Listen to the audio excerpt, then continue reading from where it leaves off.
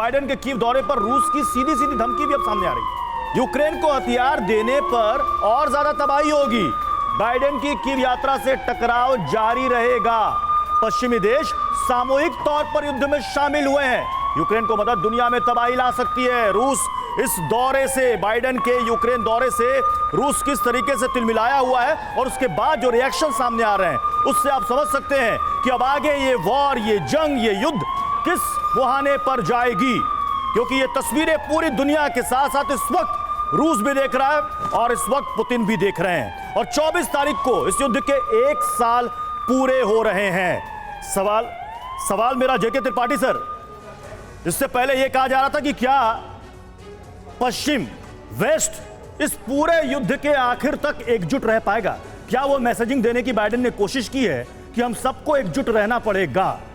देखिए, बाइडेन की जो मेहनत है और चाहते हैं कि सब लोग इकट्ठा हो जाए, ये लग रहा संभव नजर नहीं आ रहा। ये क्रैक्स बहुत पहले से ही डेवलप शुरू हो गए थे नाटो कंट्रीज में, लेकिन क्रैक्स खुले रूप में नहीं आ रहे थे, लेकिन अब किसी न किसी रूप में आते जा रहे हैं। ये बाइडेन का जेलेंस्की से मिलना और यूक्रेन में पहुंचना, ये कहा जाए कि बिना किसी को बताए पहुंच गए हैं और रशिया को इन्फॉर्मेशन नहीं है। Because America president without in full security ऐसे ट्रेवल नहीं कर सकते। अमिताभ जी ने बताया कि भाई ईरान और यूके में जब गए थे पुराने अमेरिकन प्रेसिडेंट, बट उस समय वहाँ अमेरिकन फोर्सेज थी और सिक्योरिटी भी थी। जानकारी थी, रूस की उसकी जानकारी थी कि बाइडेन कीव पहुंचने वाले। यस, इसमें एक सो नकारात्मक नहीं, मतलब इसको नकारा नहीं जा सकता कि जानकारी नहीं है और उसे परमिशन नहीं लिया। ये पीस की, जैसे अमिताभ जी बात कर रहे थे, तो हो सकता है ये शुरुआत हो। बोलने के लिए तो कुछ और कह रहे हैं कि हम आपको देना चाहते हैं, और कंधा तो ऑफ कोर्स यूक्रेन का यूज हो रहा है और यूक्रेन की ही तो बर्बादी हो रही है।